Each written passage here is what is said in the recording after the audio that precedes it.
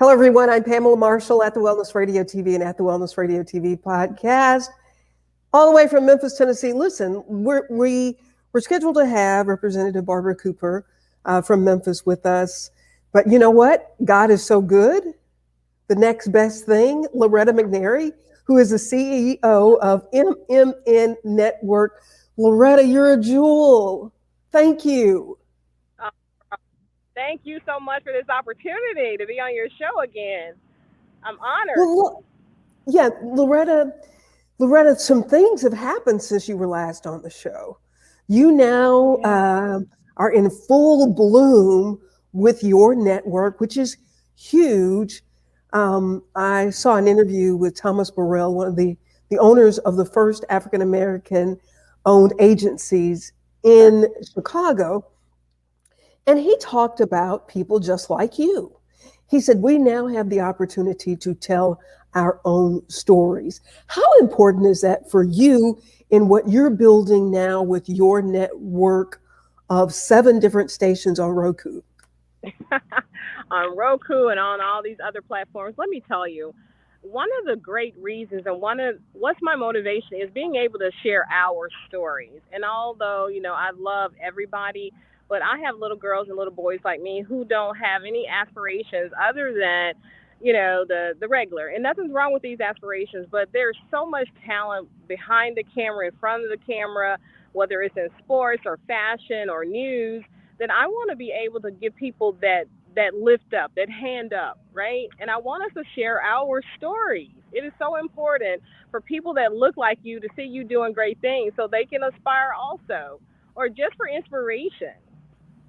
So you have these 7 stations, you're not only in Memphis, you are global now. You are a global media mogul, a woman of color, an owner, a CEO. And, when you say you want these young people to see somebody who looks like them, you didn't see anybody that looked like you. What inspired you? Well, actually, I did. My mom and dad, they. But in the industry. Oh, I didn't know anyone personally. So Yeah. Oprah, growing up, Oprah wasn't on TV, right? I was an adult when I found out about Oprah, and then with Essence magazine, Jet magazine. I was a young kid, but it was beautiful to open that magazine and that Jet magazine coming every week and see people who look like me doing an amazing work. Oh yeah, that's inspiration. But we don't have that now. Our kids don't know anything about that.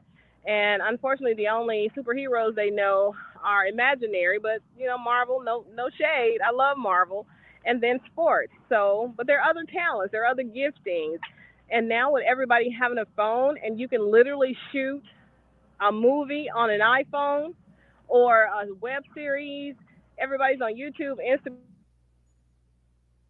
Own your own content, own your own show, and YouTube should come looking for you. But I don't want people to think that YouTube is going to be the be all end all for their careers. There's other things like streaming platforms. That's the next thing. Tell us about your streaming platforms. You have 7 different stations, and and people are watching your content now globally. Yes, 12 countries and growing. And the one thing I want to say, Pamela, before we move on, I wasn't scheduled to be your guest, and I don't know very many people who would just drop and do something. If if it does 3 things, I will do it for you anytime for anybody. It gives God glory. It edifies people who hear it, see it, or may watch it later. And then secondly, it has to give me joy. Now, money will come if it does all those 3 things. I don't have to worry about money. So I had some time. You asked. Matter of fact, I may have offered to help you out. So we, as entrepreneurs and as women of color or people who want to do things to make the world better, then you have to be available. You have to stay ready. Here you go. Here's a quote. So you don't have to get ready. So I stayed ready. Of course, I'd want a little more primping going on, but you know what? I'm not going to let my vanity keep me from being on the Pamela Marshall Show. You are on your way to dinner, and you have somebody that's actually waiting for you and for you to stop to help a sister out. Because as my friend Emelina says, the show must go on. Always. And thank God for being able to reach out to somebody of your significance, um, and say, "Hey, hop on." Because also, let me just ask you about this as well. We've been doing shows on suicide awareness. Um, have you? What are your thoughts on that? The African American community, the numbers. I think the numbers are rising so rapidly because that used to not be something that we even did. When you hear about that, you've raised um, African American men, Yes. um, and to know that the suicide rate among African American men has doubled. African American children are committing suicide at a higher rate than other groups of children. When you hear those statistics, Loretta, what do you think about, as far as us as a people, and then as far as our responsibility to do what we can do?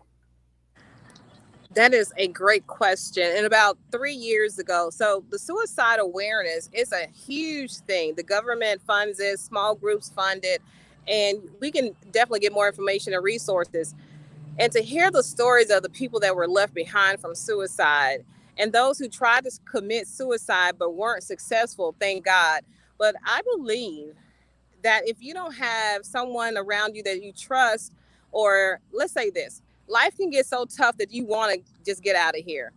And it's really a cry for help, I believe. But if we can't get that cry heard or we can't verbalize it, then our next thing is to just end it. I don't think people, well, I can't say, but I know people who have thought about suicide, and it's more frequent than you would even imagine, Pamela. We only know about the people who are successful, unfortunately, but a lot of people are in that. Mental health is a thing in every community, and especially in the Black community, because we were taught that you don't share your personal information. You don't, it's whining and complaining, but no, it's not. It's a cry for help. Yeah. And I just believe, because can you imagine a parent, and I've talked to parents whose children took their lives, and they find their child Mm-hmm. or a husband or a wife. It's a real thing. We have to get help. We have to slow down long enough to engage with people and to tell them, I see you. How can I help? I will listen. We got to be available. I don't know what's the magic key here, because suicide has been around a long time. It is mental. You think that you can't make it, you want out of here, out of this life. But I just hope that anybody who's watching this is feeling that way. Please reach out to somebody. It doesn't have to be somebody you know. There are some hotlines that you should call. These people are well capable of de-escalating what you're feeling and getting you some help. But I've I've I've been depressed. You know, when I lost my son, I even said I wanted to kill myself, but I never had a plan. I wasn't going to take it that far. But I think it's one of those things, Pamela, that if you take it an inch, then that suicide spirit, that demon, calls you closer. You take Yeah. another two steps, it calls you closer, because Mm. it is a spirit.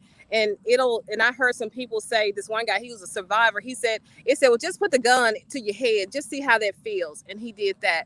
Then it says, just put your finger on the trigger and see how that feels. So it came for him. Those voices, the more, like anything, the more attention you give to something, the more it will find a way to manipulate and dominate you. So don't listen to those messages. Get some help, baby, darling, sugar palm.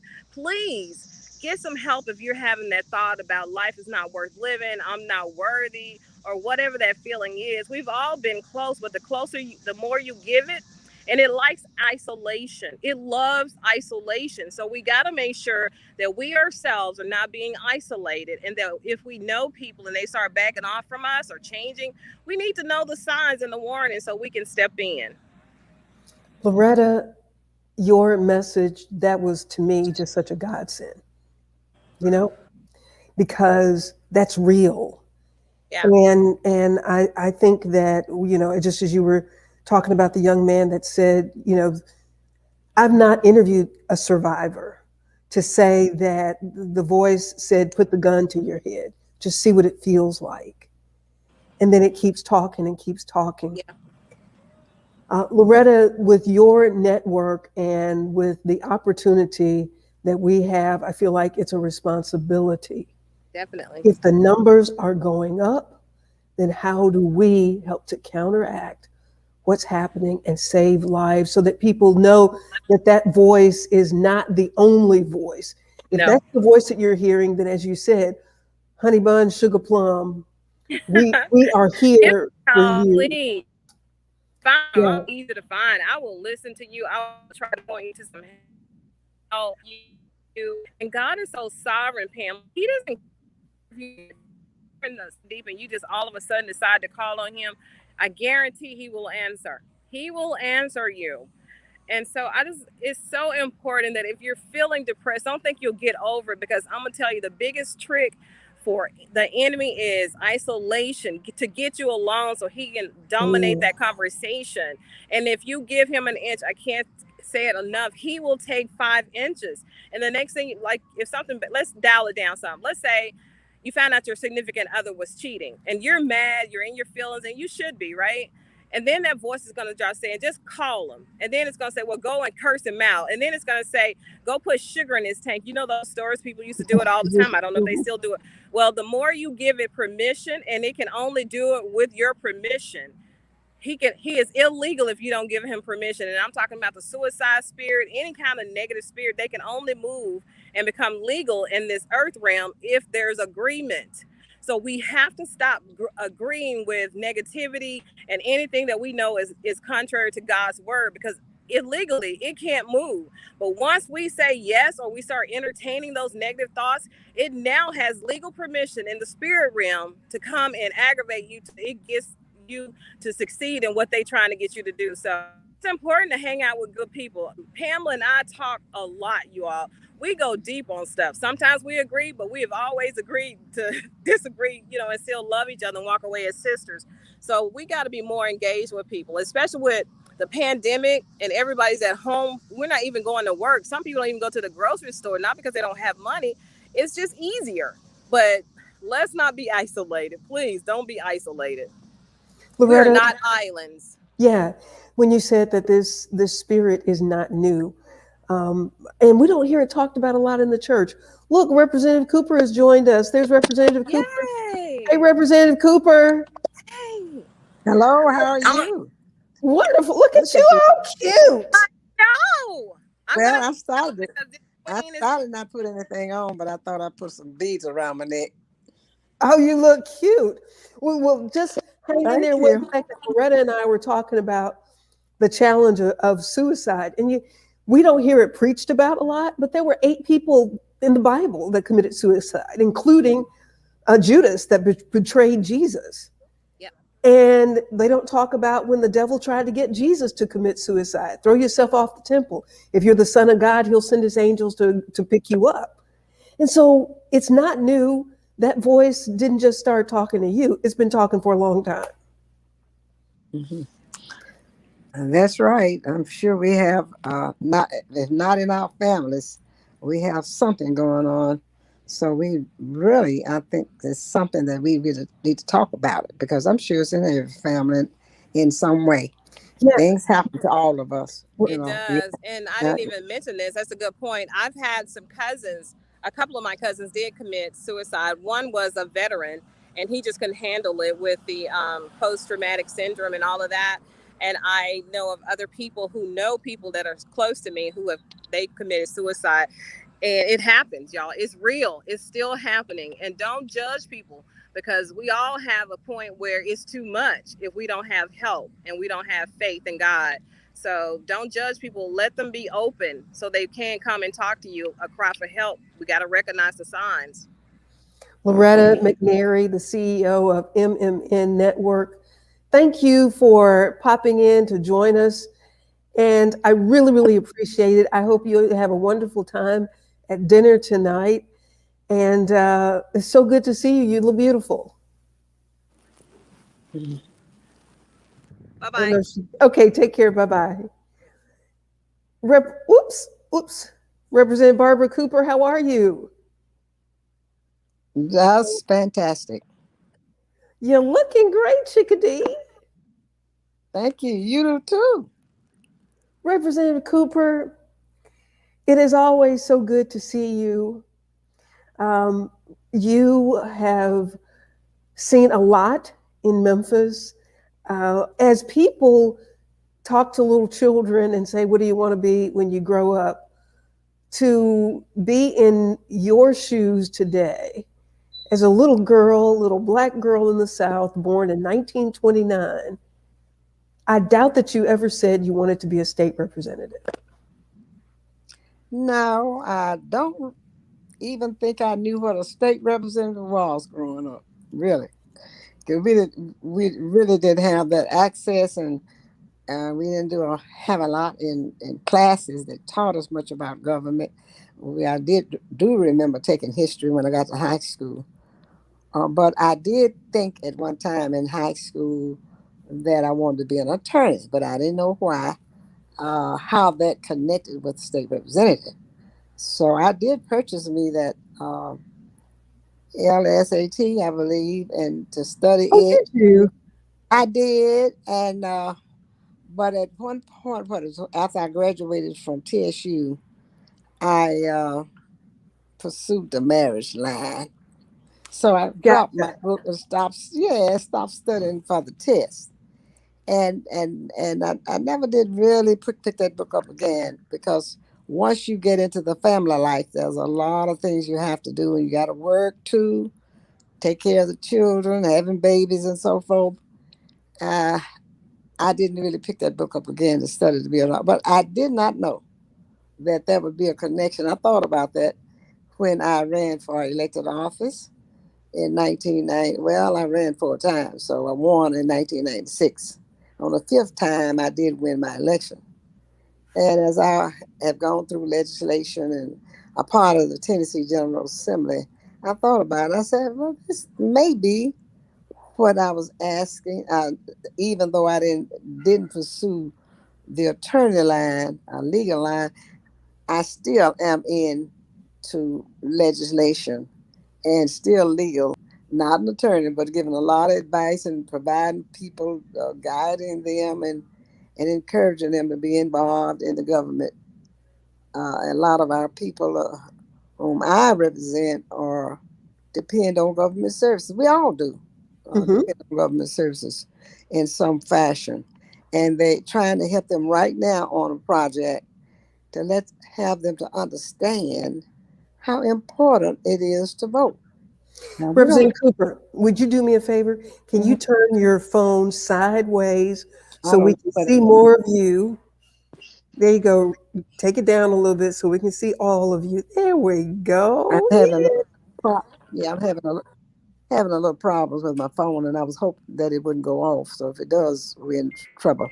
I Okay. was trying to hook up a. Mhm. Well, let's So really. that So, still leaves me so to. you're working on something now. What is it?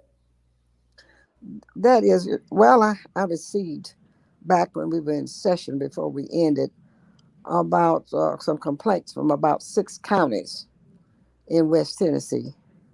And of course, I'm in Memphis. I serve District 86, that includes downtown and parts of our city of Memphis and part of Shelby County. And from that, one lady was so distraught about her problem and concern. This is a community problem that she had. And then voter registration came up, and the problem is not so much the voter registration, it's that our people don't vote. And I don't want to tell our dirty put it out here, laundry out here, but they're talking about the teachers and the unions. And I'm thinking that these are the two most important uh, groups that ought to be voting. Mm-hmm. So to get to that, to help with that problem, those problems I was receiving from those counties and the young ladies who were serving as chair of the county, and once I said, well, let us see if we can't. And this is me. After she just was through with politics altogether. Let us just go on and try to see if we can't do something about increasing the participation in voting, and see if we can't increase our power. That during this time right now, there is a lot of talk on television about what's going on in Texas and so forth. So in talking, this is around March, around May, I had contacted representatives from each grand division. So we decided we're going to do us a statewide uh, Tennessee voter connection. We're going to connect and meet up with folk who are doing the same thing, have the same like minds in across Tennessee. Tennessee is divided into three grand divisions, and I know you know that well: Mm-hmm. West, Middle, and East. And sure enough, we located and got to meet three. Well, I said more than that, three, four, or five, two or three from each one of the grand divisions. And we talked about it and talked about it. We decided we're going to go ahead with this project statewide. We're going to be us a Stacey Abrams. There you go. So as we talked on and on, then the the idea came up about something that I had pledged to do about 50 years ago or more, and that was to have some type of celebration or recognition for the Voting Rights Act of 1965. That's when African April started. I know you're familiar with African April. That's Yes. another subject. And Dr. you know, Dr. that Amy. was during that time. And yes, and so going, being married and working and doing all of the things, I never did do that. So finally, we the group of us in community trying to have a community base, our people who want to be involved with something, was to create that Cooper Jones. So when we created the Cooper Jones, we focused on education, healthcare, and economics, and sometimes environment. And as we have gone on, it's materialized, evolved, I might say, into the legacy of Harriet Tubman. So we had that for 3 years, but of course, COVID-19 interrupted that last year, and we didn't have our legacy awards program in honor of Harriet Tubman and Dr. King. And then the voter education came up, as I mentioned. I regressed on you. And now we are working on that on Zoom. So I have the Zoom meetings every week and sometimes in between. And we have gotten to the point where we contacted uh, Mr. A.J. Starling with AFL-CIO. I think he's Secretary of Treasury in Tennessee. And we contacted a few of the organizations, Africa Alpha Sorority, but mainly the 100 National 100 Black Women, National Coalition of 100 Black Women, the National Federation of Democratic Women. We have the National Congress of Black Women, have all committed to help with us with the voter registration. Then just a couple of weeks ago, we had a call from the Democratic Party, state Democratic Party, young lady, beautiful young lady. And she wanted to be a part to help us with her goal of 200,000 new voters. So that's Wow. where we are now, trying to connect with all of these different organizations, how we can assign them to a district, to a county. Of course, they're going to be broken up into grand divisions. Each grand division has counties in it. West Tennessee has 21. I think that Middle Tennessee has about 44 counties, and some of these counties are very, very small, so we'll combine them. And East Tennessee, I think, has something like 35 counties. What each one of these grand divisions, hopefully, where we are right now, is to convene them and talk about the counties, convene the counties, and let's talk about how we can get a model so we can help them to and help the Tennessee Democratic Party reach their goal of 200,000 new voters. We're going to try to do more than that. It's a gigantic job. It takes a lot of people to do that, but we were fortunate enough to have someone in our district in West Tennessee in Shelby County we call David Page. He has several programs where we have this automated so that it won't burn us out. It's too hard to do. I've been trying to do this little model with the wards and precincts, really the in the county, my district, just my district. It takes so many people to get to those All those in my people. district. Yeah, because I have about 24, 25 ward and precincts in it. Well, I need a person for each one of those wards and precincts. And some of Representative those Barnett precincts, Cooper, wait a minute. Let me just stop you for a second. This young woman that we're talking to is 92 years old, 92 years young. And you're sitting here spouting off. I don't hear anything in you that says that you're getting ready to slow down, that you feel like it's time to hang up your sneakers. I mean, you are full steam ahead. What is it that's driving you? What keeps you going, Representative Barbara Cooper? Well, now we got to put it all on God because that's the only somebody can do it. But I try to. I don't really know. I try to keep my health pretty good, but things happen to you. This little thing or that little thing or whatever it is, and I'm trying to take care of my health because I have two young ladies now. One in Connecticut who's a minister. She prays all the time, so that may be part of it too. And of course, I have the one here. So the one is with me, takes care of me. She's been over here today, bossing me, telling me what to do. Maybe that's even well. So and they don't want The me to roles have reversed, huh? I'm telling you, it had really. And they So tell you anyway, what to do now. yeah. So what we're going to do is try to move ahead and try to have the Democratic Party over here in Tennessee statewide to get those 200,000 new voters. Now we call ourselves Tennessee Voter Connection, connecting up with all of our grand divisions and so forth, and we're Mhm. going to focus on those people who are eligible to vote and not voting. They ought to be ashamed, but I'm not going to whip up on them. We just going to want them to vote. Do you know that we have less than, I guess, about 10 or 15% of it? I start doing math, I'm going to mess up. But I understand from the Election Commission that we have close to about 60,000 registered to vote, eligible voters registered, can vote. And we only had about 14,000 of them to vote in 2018 in the primary. Now, that's ridiculous. Now, Representative Barbara Cooper, we got to find these voters and see if we can encourage them to vote. do you think that as African Americans, once laws were changed and signs came down, we were too busy thinking that it was better and going to stay better? I think that we thought it was going to stay better, and we stopped talking about it, and we stopped telling our stories to each other, to the next generation. That could have been that certainly is a big part of it, I believe. So, because just look what's going on in Texas. That's ridiculous. We have to take up all the time on television and everywhere else trying to keep folk from voting and signing laws and all of that time, human resources that we could be helping people to and encouraging them to vote and continue to register people. I'm sure that's a major part of it. But and it's just ridiculous that we have to spend our time now, and that too has been a part of my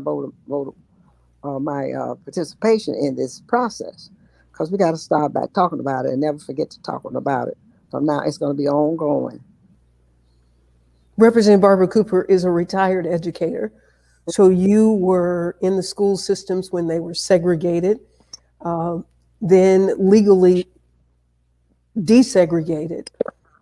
But you've also witnessed how schools have become segregated again, because of funding that people can take a voucher and go to a private school, and certain schools in cities that are majority African American and poor children.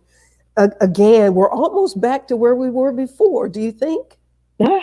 It feels like it that we are in worse shape than we were when I was growing up. We had more fun. We enjoyed ourselves. We weren't mad at each So other. you're saying we're in worse shape? To me, looking back on my childhood and coming up, because I enjoyed my college with Tennessee State University. My teachers were nourishing. My all of them, loved children seemingly and made us do right and taught us how to read and how to write. It seems like now we're just not interested in helping each other, and that bothers me. But all I can do is when I see I can help it in a way, I just jump in and try to see if I can do what I can do. Representative Barbara Cooper, the state representative for District 86. How many years have you been in that position? This is my 24th year. But I think, 24th year. yes, that I taught school 35 years and 4 months. Ran for office every 2 years. That was 10 years. And then I won and I never looked back. I've been winning ever since. I've had competition uh, in several elections, but I always uh, won my election. Do you think that your push and your drive to keep, as they say, keeping your shoulder to the wheel has to do with what you've seen over the years? Yes, I think so. Trying to do better and trying to act better, trying to implement and keep those things that we have worked so hard to accomplish, as we mentioned, the voter registration and Civil Rights Act 1964, the Voting Rights Act 1965. We just fought for everything we had. And it seems now that we're trying to give it away. And it makes me work harder toward trying to maintain our culture and our history because it seems like our culture is going away, leaving us. Someone else is telling our history instead of us telling it. So we have the National Civil Rights Museum here that I'm proud of. It's in my district. A representative been working hard to kind of maintain that, to keep that from being taken over. Uh, we have what else? We have Beale Street. Do you know we don't have not one African American club on Beale Street now? We have one lady who has the Old Daisy, and I know you're familiar with Old Daisy, and she's trying to hang on to it, and they're trying to push her out. We won't have no African Americans, no wealth, no nothing on Beale Street. We have about two or three other little shops that are left around Beale Street. In fact, the mayor's office had taken Miss Turner, you know the Lee sisters. They have the Underground Railroad on Second Street, but that uh, heritage building of W.C. Handy is there on the corner of Beale and Fourth. They took her keys. It took it took about 15 of us to get together fast as I could. I was in session every Friday. We were meeting before Reverend Ralph White died. That next day, he met with us on that Friday. Couldn't stay because he had to take care of take care of his something. But anyway, we worked on that and threatened push. Uh, Al Sharpton, who's South Carolina, gentleman that I'm fond of, to get them involved in the Congressional Black Caucus. That key got back in her hand, They took the key. and we're gonna give it to somebody, some other. Gonna give it to Who some. knows that history better than Miss Turner? Listen, she had two or three meetings with the mayor to resolve that, and with the threat that we put on them, I think they didn't want that embarrassment. So So they did. Bill Street was like the Black Wall Street in Oklahoma City that was burned down. Right. But and Ida B. Wells had an office there. W.C. Handy, the house that's there. Um, that was the place that Black people knew they could go in Memphis, Bill Street. And now And you're that telling money. me that Yeah. there are no Black businesses on Bill Street anymore, except one. Not a club, but they have two or three little small that trying to hang on. Yes, ma'am. Wow. And no, and I've had all kind of meetings because it's in the district, but I haven't had any support, not enough support to get anything straightened out on that. At one point, they were trying to hire a management team, but they wanted that management team to be other, and we were fighting for it to be other. So it went down the drain. We didn't have enough support to get anything done. Had a good team that we had that we recommended. I've had, and so right now it's a little dormant because it's nobody, but I'm still watching and talking with the lady who has the Old Days. That's the only African American building on Beale Street now. The others around the corner, the Heritage corner there, Miss Turner's building, and then there's another young lady has a little shop. Well, and just as they quietly wiped Robert R. Church off the history books by tearing his building down, which was down there, um, it and even continues today. Right. As African as, as April has that awareness festival down there every year. It's very, very successful with Yvonne Ace and David Ace. They still have that going, and they promise to do some renovations down, development down there and all, but I don't see anything moving at this point. Representative Barbara Cooper, State Representative for District 86 in Memphis, Tennessee, 92 years young, still fearlessly pushing for the rights of all people, in particularly wanting to make sure that the stories that she knows firsthand are told. Representative Cooper, as we're talking about the Voting Rights Act that is under attack, almost back to, can you tell me how many jelly beans are in the jar? I don't know, but we used to have those jelly beans or pennies in the great big jars, guessing how many. We just don't know where we are going. But the fight You remember that. You remember that. Yes. When you would go to vote. Tell us about that. When you would go to vote, what would happen? Well, they didn't allow us to vote at that time. My mom, I was about 11, 12 years old, where we would go around and encourage people to register to vote and encourage them about Crump was in charge in Memphis and Tennessee at that time. And they had to pay $2 to vote. And I was just a child and just barely remember that until we got that. They allowed us to go vote, but you had to know how to read. They had all kind of tricks going on. So sometimes we would just vote for the least of the two evils, because we didn't have many African Americans in office at that time. We have many. We are proud of them, and they're having a big fight to maintain all of the things that we accomplished during that time. And you remember your mother having to pay $2 to be able to vote? Yeah, my mom and my dad, because my mom taught my dad how to read, see. And he was just very successful in that. And so to know that your parents had to pay $2 to be able to vote, and then you see people now who are eligible and registered and won't vote. What do you say to those people, Representative Cooper?